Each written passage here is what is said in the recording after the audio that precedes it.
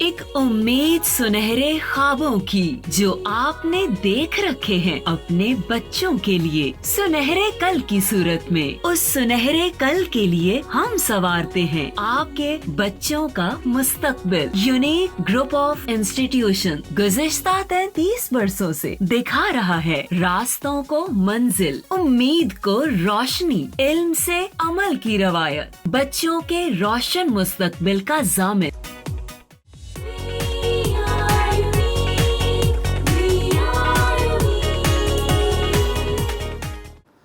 बिस्मिल्लाहिर्रहमानिर्रहीम। अस्सलामु अलैकुम तमाम स्टूडेंट्स। मेरा नाम मोहम्मद तारिक है। यकीनन आप सब खैरियत से होंगे।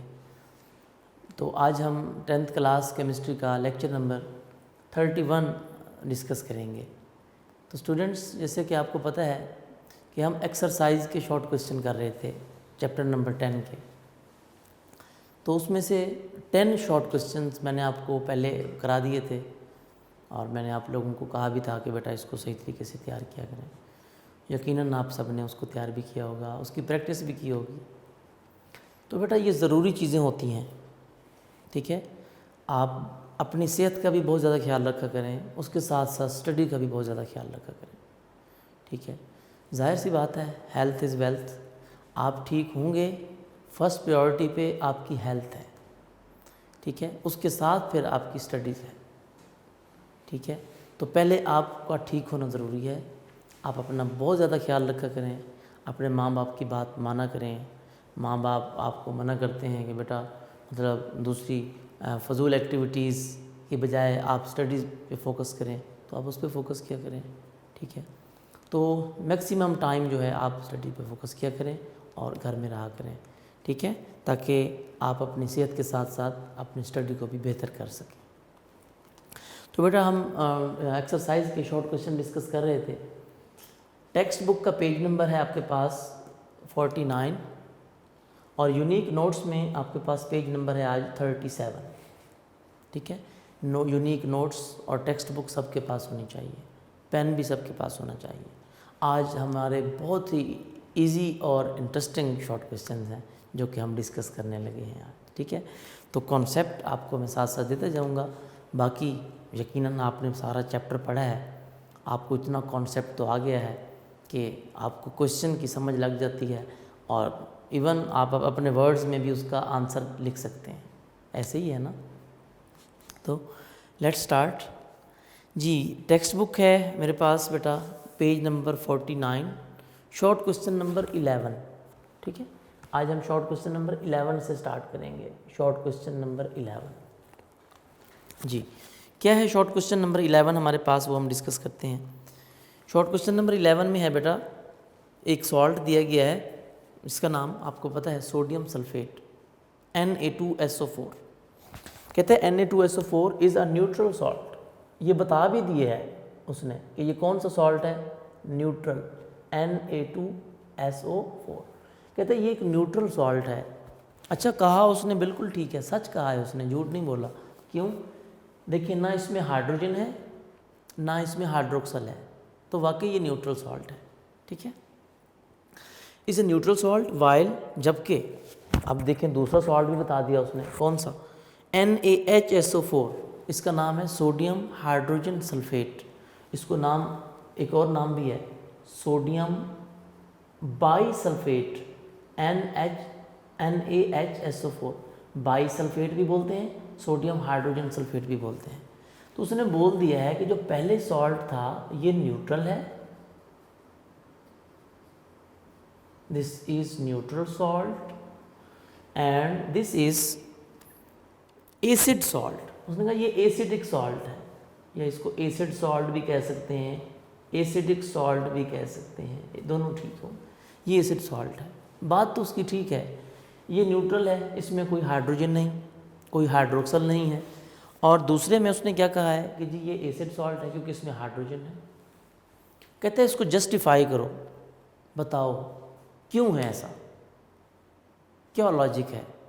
अगर ये इन्हीं दो बातें पूछी हैं उसने, पहली बात तो ये पूछी है कि ये न्यूट्रल है तो ये न्यूट्रल क्यों है। दूसरी बात, अगर ये एसिडिक सॉल्ट है, उसने बताया भी खुद है कि ये एसिडिक सॉल्ट है तो ये क्यों है। यानी हमें दो बातें यहाँ पर बतानी हैं। क्वेश्चन की लॉजिक ये होगी कि ये सॉल्ट न्यूट्रल क्यों है और ये सॉल्ट एसिडिक क्यों है। ठीक है, तो बेटा आपके सामने है, आप कहेंगे कि sodium sulphate Na2SO4 is a neutral salt, ये न्यूट्रल सॉल्ट है। ठीक है, क्यों है? आपको पता है सॉल्ट न्यूट्रल कब होता है? जब वो सॉल्ट टोटल रिप्लेसमेंट से बनता है, total replacement of hydrogen ion से बनता है। ठीक है, उसको हम क्या बोलते हैं? Neutral salt. यानी कंप्लीटली न्यूट्रलाइजेशन प्रोसेस से जो सॉल्ट बनता है हम उसको नाम देते हैं न्यूट्रल सॉल्ट का। और आप ये भी कह सकते हैं कि ये न्यूट्रल इसीलिए है क्योंकि ये कैसे बना है? It is because it is formed by total replacement of ionizable hydrogen ions. Hydrogen ions की टोटल रिप्लेसमेंट से बना है, इसीलिए क्या, कौन सा सॉल्ट है? ये न्यूट्रल सॉल्ट है। दूसरी बात, और this salt is neutral to litmus. उसके एक्वस सॉल्यूशन में अगर न्यूट्रल डिप करें, चाहे ब्लू लिटमस डिप करें, चाहे रेड लिटमस पेपर डिप करें, कोई चेंज नहीं आएगा। तो हम समझ जाएंगे कि वाकई कौन सा सॉल्ट है, ये न्यूट्रल सॉल्ट है। दूसरी बात, ये एसिडिक सॉल्ट क्यों है? तो आपको पता है एसिडिक सॉल्ट कौन से होते हैं? दो salts which are formed by incomplete, जिसको हम पार्शियल रिप्लेसमेंट कहते हैं, which is formed by partial और incomplete replacement of ionizable hydrogen ion. आप कहेंगे ये पार्शियल रिप्लेसमेंट से बना है इसीलिए एसिडिक है, और ये टोटल रिप्लेसमेंट से बना है इसीलिए न्यूट्रल है। कैसे? मैं अब आपको ज़रा इसका कॉन्सेप्ट देने लगा हूँ। अब पहले मैं इसको न्यूट्रल सॉल्ट को एसिडिक सॉल्ट दोनों को लिखता हूँ कि ये न्यूट्रल सॉल्ट क्यों है। पहली reason, Na2SO4 sodium sulphate is a neutral salt. भाई ये न्यूट्रल सॉल्ट है, वाकई बात ठीक है। अब रीज़न बतानी है क्यों है। Because it is formed by the total replacement of ionizable hydrogen ions. यानी हाइड्रोजन आयन किसके होते हैं? एसिड के। और किससे रिप्लेस होते हैं? बेस से। तो मैं इसको जनरल लिख रहा हूँ, कंप्लीट नहीं। Ionizable hydrogen ions, total replacement of ionizable hydrogen ions by a positive metal ions. कि इसकी जो हाइड्रोजन आयन थे ना वो मेटल आयन से कंप्लीटली क्या हो गए? रिप्लेस हो गए हैं। कैसे? फॉर एग्जांपल भी देनी है एज एन इक्वेशन। अब देखिए इक्वेशन लिखेंगे कौन सी, ये कैसे बना है सॉल्ट? सोडियम इधर से सल्फेट है, समझ जाया करें। सोडियम है तो इसका मतलब है जो बेस था वो सोडियम हाइड्रोक्साइड था, और SO4 से समझ आ रहा है कि जो एसिड था वो सल्फ्यूरिक एसिड था। तो बेस और एसिड का रिएक्शन लिखें, यानी this is base sodium hydroxide, और इधर से आप एसिड लिखें कौन सा? H2SO4, और इनको कंप्लीटली न्यूट्रलाइज कर दें। कंप्लीटली कैसे? कि यहाँ पे सोडियम है और इधर से सल्फेट है, क्या बनाएंगे? Sodium sulphate, Na2SO4, this is sodium sulphate. और सॉल्ट के साथ क्या बनता है बेटा? आपको पता है, वाटर बना लें, H2O, सॉल्ट एंड वाटर बना दिया, बैलेंस कर लें। सोडियम यहाँ पे 2 है, यहाँ पर सोडियम 1 है, यहाँ बैलेंस करने के लिए 2 लगा दें। जब यहाँ 2 लगाएंगे सोडियम के बाद ऑक्सीजन भी कितने हो गए? 2। यहाँ पर वाटर में देखिए ऑक्सीजन कितने हैं? 1। इसको 2 करने के लिए यहाँ पे 2 लगा दें। जब यहाँ 2 लगाएंगे हाइड्रोजन कितने हो गए? 2 2 4। यहाँ पर देखें हाइड्रोजन कितने हैं? 2। 2 हाइड्रोजन यहाँ पे हैं और 2 हाइड्रोजन यहाँ पे हैं, 4। बैलेंस हो गई। SO4 तो एज इट इज़ आ गया। तो देखिए कि वाकई ये न्यूट्रल सॉल्ट है। क्यों? आपने रीज़न बतानी है कि ये न्यूट्रल सॉल्ट इसीलिए है क्योंकि जब एसिड और बेस का रिएक्शन हुआ था तो ये सॉल्ट तब बना था जब टोटल रिप्लेसमेंट हुई थी। किसकी? हाइड्रोजन आयंस की। और हाइड्रोजन आयंस किसके थे? एसिड के। एसिड के हाइड्रोजन आयंस की टोटल रिप्लेसमेंट हुई थी किसके साथ? पॉजिटिव मेटल आयन के साथ, सोडियम के साथ यानी, ठीक है। तो अपने ऊपर स्टेटमेंट में बता दिया कि इसीलिए न्यूट्रल है। एक आंसर आपका कंप्लीट। दूसरा आंसर आपका सोडियम। अच्छा, अब बताना है ये सॉल्ट एसिडिक क्यों है। अब इसके साथ आपने क्या लिखना है? वाइल। क्या लिखना है? वाइल जी। अब दूसरा आंसर हमारा शुरू हो जाएगा वाइल।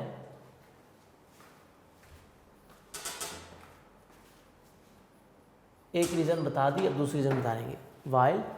अब ये जो सॉल्ट है ये एसिडिक क्यों है?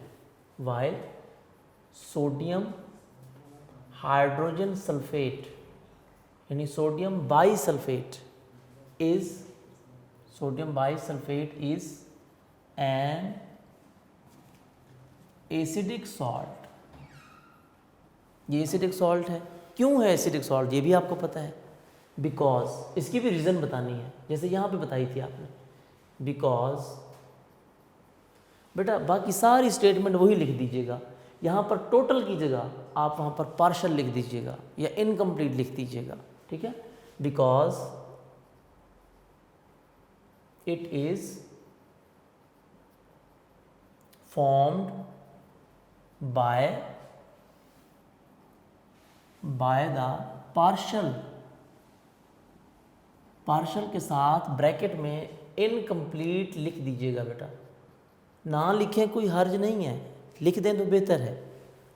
इनकम्प्लीट पार्शल और इनकम्प्लीट लिखकर replacement.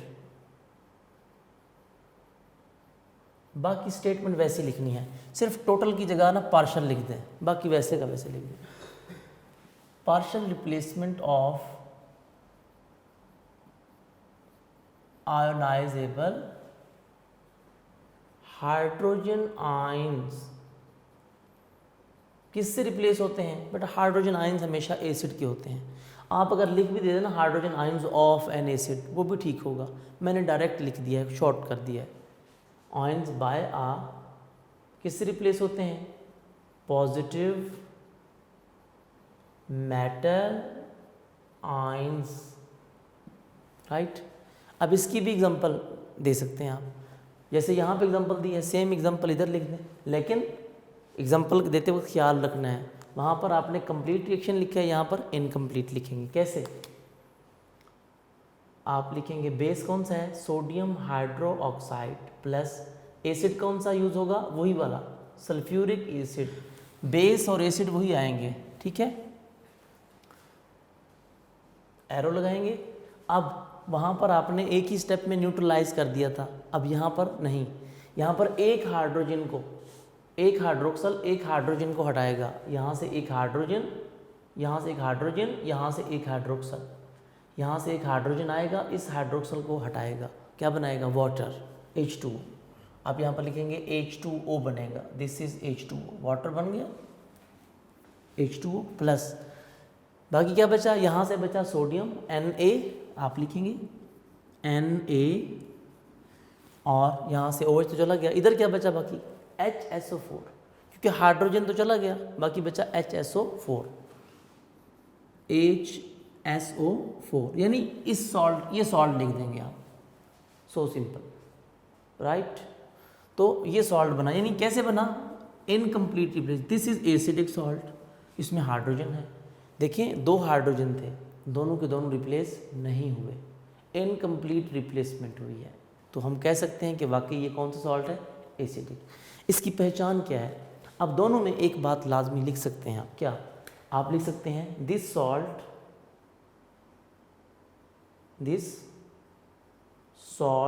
Is neutral to litmus. ये बता देना है कि ये न्यूट्रल है लिटमस के लिए, लिटमस पे कोई इफेक्ट नहीं करता। जबकि इसके लिए क्या लिखेंगे? आप लिखेंगे this salt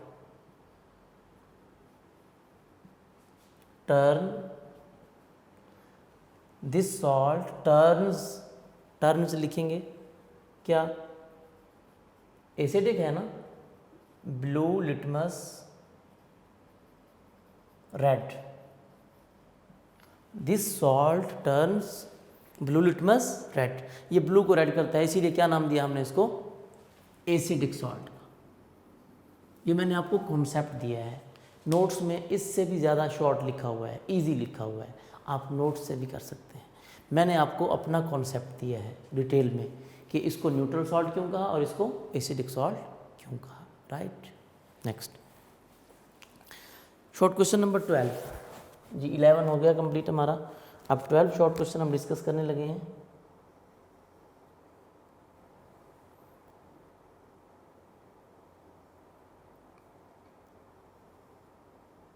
ji short question number 12 क्या है हमारे पास, give a few characteristic properties of salt. बेटा आपके पास पेज नंबर ये है, ये टेक्स्ट बुक में आंसर इसका मौजूद है, पेज नंबर है आपके पास 39, टेक्स्ट बुक का पेज नंबर 39 पे इसका आंसर मौजूद है। वैसे स्टार्ट कहाँ से हो रहा है, 38 से, 38 और 39 दो पेज हैं, 38 के एंड में, 38 एंड 39 पेज नंबर पे देखिए, जहाँ पर लिखा हुआ है कैरेक्टरिस्टिक्स प्रॉपर्टीज ऑफ सॉल्ट्स। मैंने कहा था ये लॉन्ग क्वेश्चन में भी आ जाता है, राइट। आप ये लिखेंगे कि 5, इसके बल्कि 5 नहीं 4 पॉइंट हैं, 4 पॉइंट्स ये लिखेंगे। ये क्वेश्चन भी आपका हो गया। नेक्स्ट, ये तो टेक्स्ट बुक से ही हो गया। Question number 13, short question number 13, students गौर से सुनिएगा बात, इंपॉर्टेंट शॉर्ट क्वेश्चन आ गया है ये। How are the soluble salts recovered from water. लो जी, कि सॉल्युबल सॉल्ट्स को हम कैसे रिकवर करते हैं, मैंने आपको लेक्चर में भी बताया था, जब मैंने आपको प्रिपरेशन ऑफ सॉल्युबल सॉल्ट्स पढ़ाया था तब आपको ये बात बताई थी, ठीक है। मैंने कहा था कि जो सॉल्युबल सॉल्ट्स होते हैं ना, जो इनसॉल्युबल सॉल्ट होते हैं उनको तो हम फिल्टर कर लेते हैं। ये मैंने सॉल्ट्स के टॉपिक में डिस्कस किया था। मैंने कहा था मोस्टली जो सॉल्ट्स हम बनाते हैं ना उनको फ़िल्टर कर लेते हैं। क्यों? क्योंकि वो जो इनसॉल्युबल होते हैं ना उनको फ़िल्टर करते हैं, जो वाटर में सॉल्युबल हैं उनको तो हम फ़िल्टर नहीं करते। अगर फ़िल्टर करेंगे भी सही फिर भी सेपरेट नहीं होंगे, तो उनको क्या करते हैं, मैंने कहा था उनकी इवेपोरेशन करते हैं। जब आप इवेपोरेशन करेंगे तो वाटर सारा का सारा इवेपोरेट हो जाएगा और जो क्रिस्टल्स हैं सॉलिड वो नीचे बच जाएंगे रेजिड्यू की फॉर्म में। तो इस प्रोसेस को हम क्रिस्टलाइजेशन भी कहते थे, ठीक है, इवेपोरेशन और क्रिस्टलाइजेशन। तो सॉल्युबल सॉल्ट्स के लिए हमेशा इवेपोरेशन होती है या क्रिस्टलाइजेशन होती है। इसका आंसर आपको टेक्स्ट बुक में मिलेगा, बेहतरीन आंसर लिखा हुआ है। इस क्वेश्चन का आंसर है जी आपके पास पेज नंबर 39 पे, जी बिल्कुल पेज नंबर 39 पे आ जाए सारे बच्चे, टेक्स्ट बुक के पेज नंबर 39। पेज नंबर 39 पे कहाँ पे है वो भी बता रहा हूँ आपको मैं। 39 पेज पे बेटा जहाँ पे लिखा हुआ है ना point number 1, preparation of soluble salts, preparation of soluble salts. Preparation of soluble salts के बिल्कुल नीचे देखें एक लाइन लिखी हुई है, क्या लिखा हुआ है कि soluble salts are often prepared in water, ठीक है, देयरफॉर दे आर रिकवर्ड, यहाँ पे ये आंसर है उसका, they are recovered by evaporation और क्रिस्टलाइजेशन। दोनों बातें लिखेंगे, आप इवेपोरेशन की बात भी करेंगे और क्रिस्टलाइजेशन, दोनों वर्ड बोलेंगे। अगर इसमें से एक बोला तो 1 नंबर मिलेगा, इवेपोरेशन भी बोलना है क्रिस्टलाइजेशन भी बोलना है, राइट। ये आंसर आपका, राइट। ये भी आपका टेक्स्ट बुक से हो गया। देखिए बहुत सारे आंसर आपके टेक्स्ट बुक में से ही हो गए, यानी आप लॉन्ग क्वेश्चन तैयार करेंगे तो अंदर से ही आपके शॉर्ट क्वेश्चन बन जाएंगे, ठीक है। नेक्स्ट जी, शॉर्ट क्वेश्चन नंबर 14, ये मैंने ऑलरेडी आपको मार्क करवा दिया था, फिर से करवा देता हूँ वैसे, लेकिन मैंने करवा दिया हुआ है। ये आपको पता है कि जब मैंने आपको इनसॉल्युबल सॉल्ट्स पढ़ाए थे और सॉल्युबल सॉल्ट्स उसके साथ ही करा दिया था ये, ठीक है जी। शॉर्ट क्वेश्चन नंबर 14 क्या है, how are the insoluble salts prepared, कि इनसॉल्युबल सॉल्ट कैसे प्रिपेयर होते हैं, आप बताएं बेटा। इनसॉल्युबल सॉल्ट्स कैसे प्रिपेयर होते हैं बेटा, मैंने आपको बताया था कि इनसॉल्युबल सॉल्ट्स प्रिपेयर करने के लिए हम 2 सॉल्युबल सॉल्ट्स को मिक्स करते हैं। When 2 soluble salts are mixed, क्या होता है, उनके आयंस एक्सचेंज होते हैं। जब आयन एक्सचेंज होते हैं तो उससे क्या होता है, उसके रिज़ल्ट में 2 न्यू सॉल्ट्स बनते हैं, 2 नए सॉल्ट बनते थे, ठीक है। उनमें से एक सॉल्युबल सॉल्ट होता है और एक इनसॉल्युबल सॉल्ट होता है। ऐसे ही था। सो हम इसको डिस्कस करते हैं जी। तो इसका आंसर आपके पास पेज नंबर आई थिंक 40 है जी, बिल्कुल पेज नंबर 40, टेक्स्ट बुक का पेज नंबर 40। पेज नंबर 40 पे कौन सा पॉइंट है? Point number 2, test yourself के ऊपर वाला पोर्शन जो है, यहाँ लिखा हुआ है प्रिपरेशन ऑफ इनसॉल्युबल सॉल्ट्स। कौन सा टॉपिक है? प्रिपरेशन ऑफ इनसॉल्युबल सॉल्ट्स, ये लिखा होगा बेटा, ठीक है। ये वाला ये कंप्लीट करना है, सारा करना है आपने, ठीक है। तो वहाँ पर एग्जांपल्स भी दोनों करनी है। हाँ अलबत्ता शॉर्ट क्वेश्चन है, एग्जांपल कोई सी ये कर सकते हैं आप, ठीक है, लेकिन ऊपर वाला जो डाटा लिखा हुआ है उसका वो सारा लिखना पड़ेगा आपको, राइट। तो ये भी आपका टेक्स्ट बुक से आंसर इसका हो गया जी, क्योंकि हम ऑलरेडी ये पढ़ चुके हैं इसीलिए मैंने समझा भी दिया जी। क्वेश्चन नंबर 15 ये भी मैंने आपको करा दिया था, मार्क नहीं करवाया था लेकिन क्वेश्चन करा दिया था। अभी बोलूँगा आप कहेंगे जी सर बिल्कुल। क्वेश्चन नंबर क्या है जी हमारे पास 15, why a salt is neutral. Salt neutral क्यों होता है बच्चे? मैंने आपको बताया था पहली बात। अब यहाँ पर बच्चे ना कंफ्यूज होते हैं, बच्चे आंसर, मैं कहता हूँ 80% स्टूडेंट्स इसका आंसर गलत लिख देते हैं। मैं पेपर चेक करता रहा हूँ, देखता हूँ अक्सर, तो उसमें लिखा होता है जी, बच्चे क्या लिखते हैं कि वाई सॉल्ट इज़ न्यूट्रल। बच्चे लिख देते हैं salt is a neutral because it is formed by neutralization of acid and base. ये आंसर लिख देते हैं। बेटा ये कोई आंसर नहीं है उसका, ये तो आप न्यूट्रलाइजेशन की डेफिनेशन बता रहे हो। नो डाउट कि एसिड न्यूट्रलाइजेशन से बनता है, इसमें हमने इनकार नहीं किया, लेकिन रियलिटी क्या है इसमें? रियलिटी भी तो पता होनी चाहिए आपको।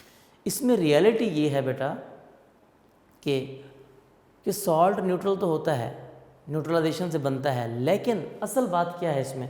असल बात ये है इसमें कि आपने कहा था कि कोई भी सॉल्ट है, मैंने आपको बात बताई थी लाइक NaCl प्लस माइनस। मैंने एक और एग्जांपल दी थी आपको कैल्शियम क्लोराइड की CaCl2 की। मैंने कहा था कैल्शियम पर चार्ज 2+ होता है, क्लोरीन पर चार्ज कितना होता है? -1। मैंने एक और एग्जांपल भी दी थी एल्यूमिनियम क्लोराइड की AlCl3। एल्यूमिनियम पर चार्ज मैंने कहा था +3 होता है, क्लोरीन पर चार्ज क्या होता है? -1।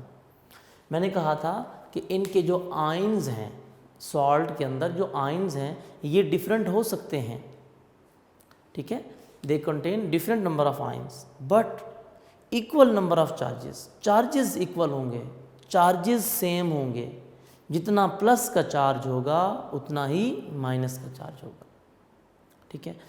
अच्छा इसमें देखें प्लस का 1 है, माइनस का 1 है, चार्जेस इक्वल। कैल्शियम में देखें प्लस का 2 चार्ज है, क्लोरीन के ऊपर चार्ज -1 है, लेकिन उसके एटम कितने हैं? 2।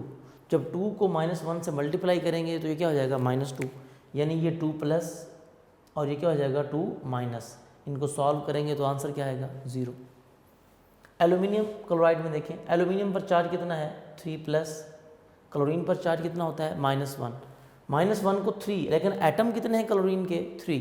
क्लोरीन को जब 3 को -1 से मल्टीप्लाई करेंगे तो क्या हो जाएगा? 3-। ये देखें आंसर क्या आ जाएगा? 0। यानी इसमें +1 और -1 आंसर 0, इसमें +2 -2 आंसर 0, इसमें +3 -3 आंसर 0।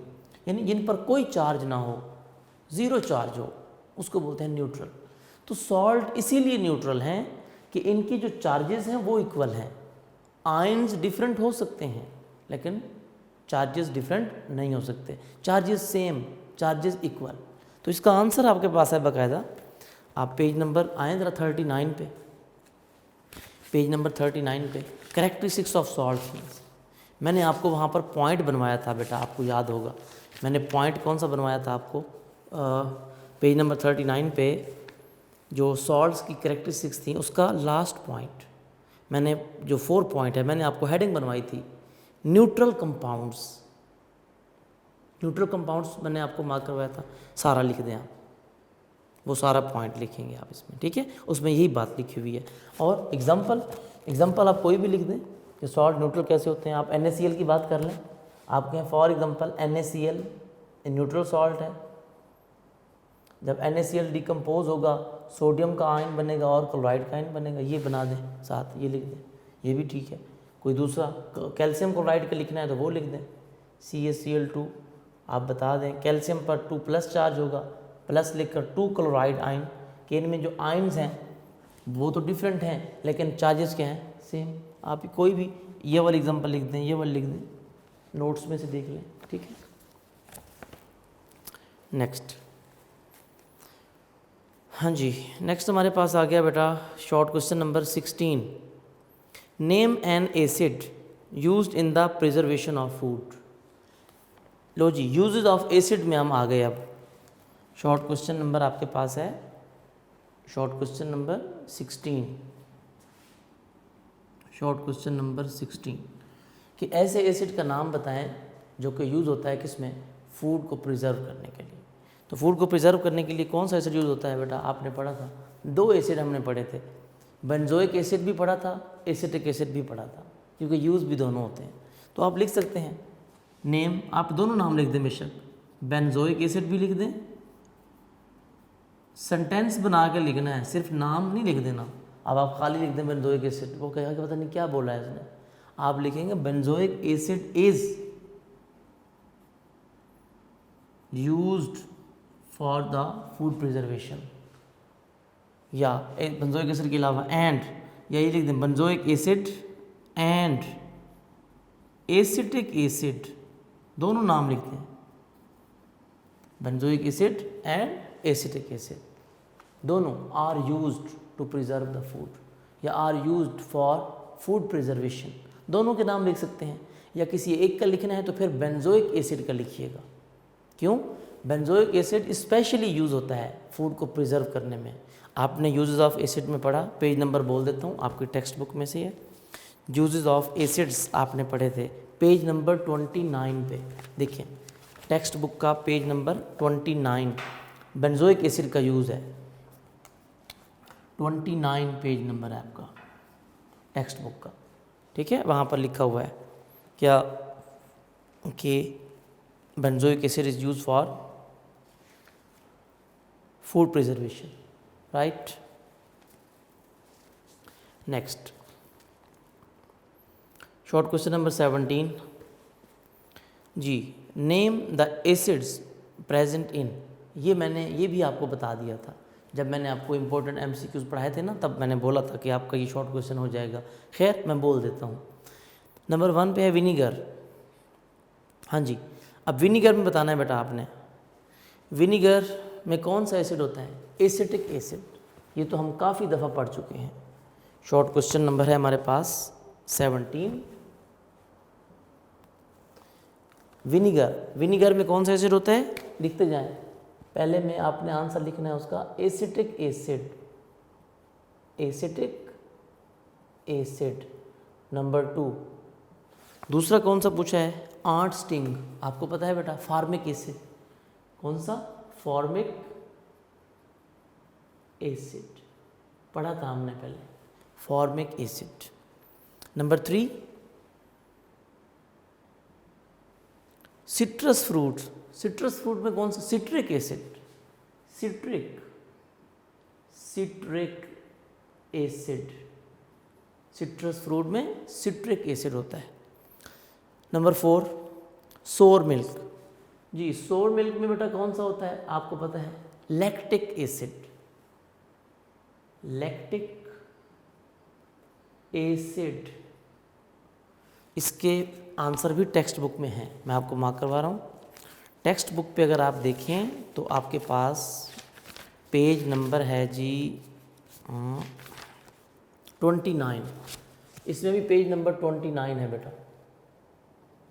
टेक्स्ट बुक का पेज नंबर 29, जो कि आपके पास वहाँ पर डू यू नो बना हुआ है ना, नेचुरली ऑकरिंग एसिड। तो वहाँ पर देखें सिट्रिक एसिड सिट्रस फ्रूट्स में था, लैक्टिक एसिड सोर मिल्क में था, फॉर्मिक एसिड स्टिंग्स ऑफ बीज एंड आंट्स में था, और उसके बाद बाकी जो आपके पास बचा है, ये वाला नहीं था पहला, वो मैंने लिखवा दिया है आपको। विनीगर ये टेबल में नहीं था लेकिन हमने पढ़ा था पहले, ठीक है, ये भी हो गया। नेक्स्ट जी क्वेश्चन नंबर 18।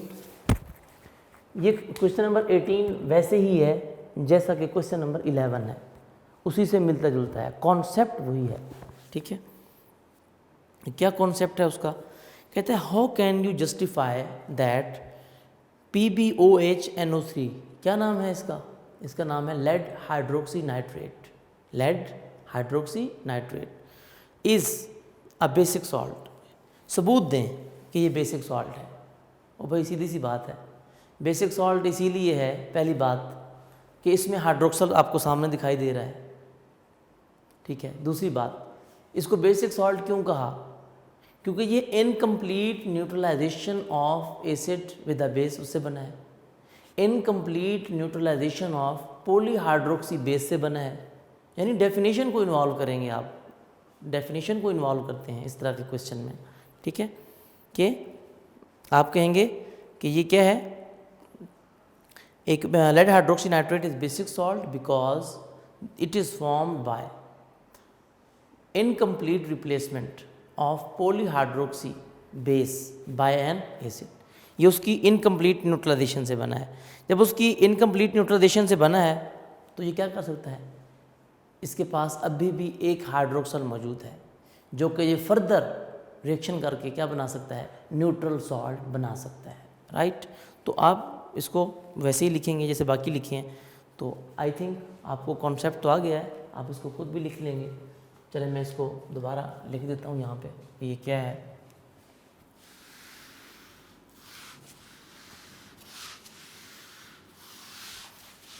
आप कहेंगे lead hydroxy nitrate is a basic salt. अब उसका आंसर मैं लिखने लगा हूँ, आपको कॉन्सेप्ट दे देता हूँ। Question number 18,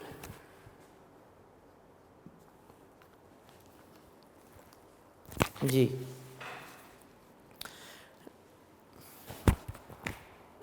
lead hydroxy nitrate is a basic salt. Basic salt क्यों है? Because is a basic salt because it is formed by the incomplete neutralization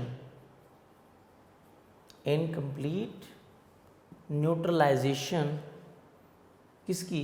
of polyhydroxy. यानी डेफिनेशन वाली बात लिखेंगे, डेफिनेशन को इसमें इन्वॉल्व करेंगे। पॉलीहाइड्रोक्सी बेस किससे? बाय एन एसिड, इससे बना है, इसीलिए इसका नाम क्या रख दिया हमने? Basic salt. क्योंकि उसने यही कहा है ना कि कैसे जस्टिफाई करेंगे कि ये बेसिक है। भाई पहली बात हम कहेंगे कि ये तो बना ही ऐसे है, डेफिनेशन के अकॉर्डिंग लिख भी देंगे इक्वेशन कैसे बना। लेड क्या था, कैसे बना था? लेड हाइड्रोक्साइड था हमारे पास और इसका रिएक्शन किससे हुआ था? Nitric acid. NO3 किस में होता है? नाइट्रिक एसिड में। HNO3 के साथ जब इसका रिएक्शन हुआ था तो क्या बना था? सॉल्ट बना था और वाटर। सॉल्ट कौन सा बना था? ये वाला, एक हाइड्रोजन और एक हाइड्रोक्सल, उन्होंने क्या बना दिया था? Water H2O+। अब यहाँ से क्या बचेगा? लेड हाइड्रोक्सी नाइट्रेट में से Pb, लेड हाइड्रोक्साइड में से क्या बचेगा? PbOH कितने थे हमारे पास? 3। सॉरी यहाँ पर हाइड्रोक्साइड में 2, लेड हाइड्रोक्साइड में 2 हाइड्रोक्सल होते हैं, 3 नहीं होते, ठीक है।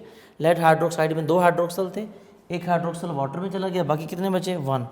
Pb के साथ क्या बचेगा? OH। OH इधर से क्या बचेगा? NO3। ये देखें, यानी आपने वही सॉल्ट बना देना है, लेड हाइड्रोक्सी नाइट्रेट, ये वाला, ये बन गया। अब पहली बात तो ये है, पहली चीज़ तो ये बता दी आपने कि ये बेसिक सॉल्ट है। क्यों है? क्योंकि ये इनकम्प्लीट न्यूट्रलाइजेशन से बना है, यानी ऐसे बना है।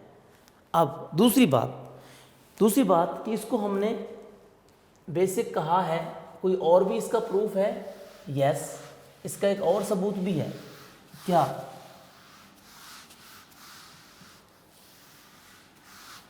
दूसरा सबूत ये है कि ये सॉल्ट बेसिक है। अगर बेसिक है तो ये क्या करेगा? दिस सॉल्ट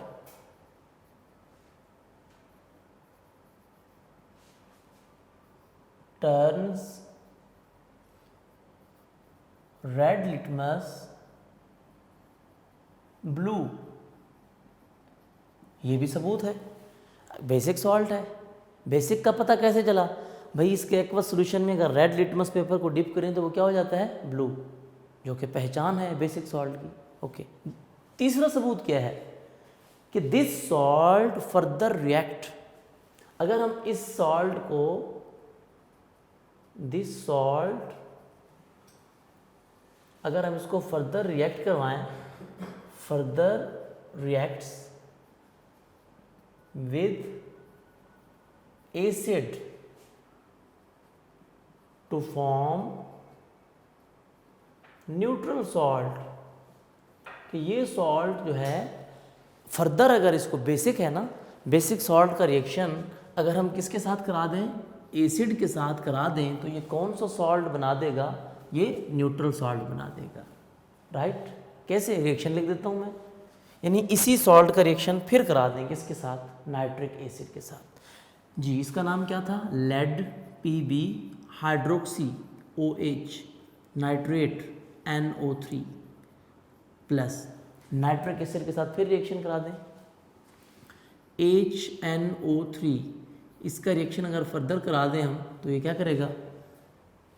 दोबारा से यहाँ से हाइड्रोजन और यहाँ से हाइड्रोक्सल क्या बना देंगे?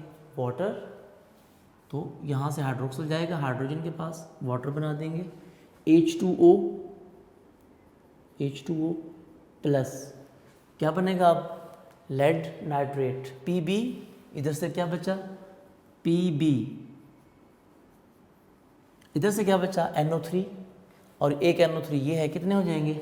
2 NO3, यानी NO3 के बाद 2 लगाएंगे, twice. This is lead nitrate. अब देखिए ये कौन सा सॉल्ट है? ये न्यूट्रल है। इसका मतलब है ये वाकई बेसिक सॉल्ट था। कैसे? पहली बात, ये बना ही ऐसे था, इनकम्प्लीट न्यूट्रलाइजेशन से बना था, पॉलीहाइड्रोक्सी बेस की। दूसरी बात कि ये रेड लिटमस को ब्लू कर देता है, ये भी ठीक है। तीसरी बात कि बेसिक सॉल्ट फर्दर एसिड से रिएक्शन कराएं तो क्या बना देते हैं? मतलब न्यूट्रल सॉल्ट, वो भी बना दिया। इसका मतलब है आप कह सकते हैं कि जो हमने पढ़ा वो वाकई बेसिक सॉल्ट था, हमने उसको डिस्कस कर दिया। कैसे? क्योंकि इसमें एक हाइड्रोक्सल बाकी था। Lead hydroxy nitrate contain 1 hydroxyl ion.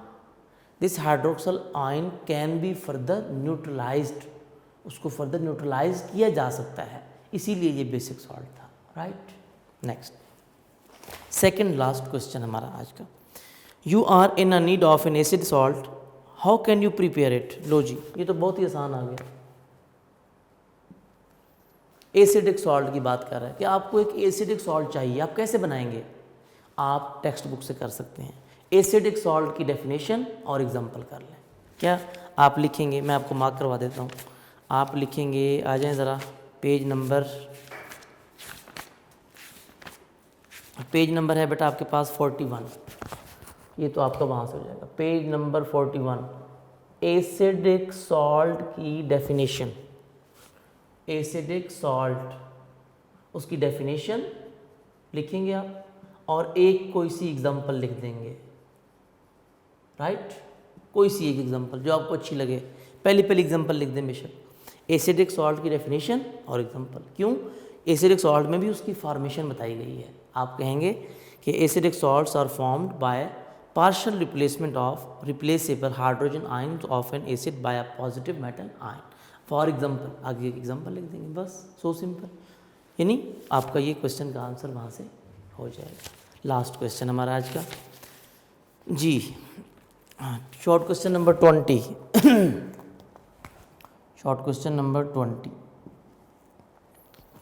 क्या है बेटा इसमें?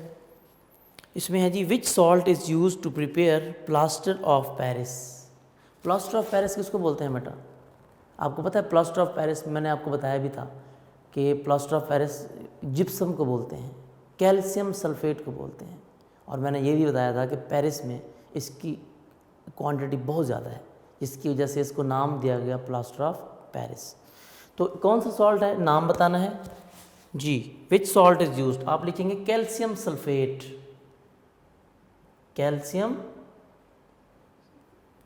सल्फेट, ब्रैकेट में फार्मूला भी लिखेंगे CaSO4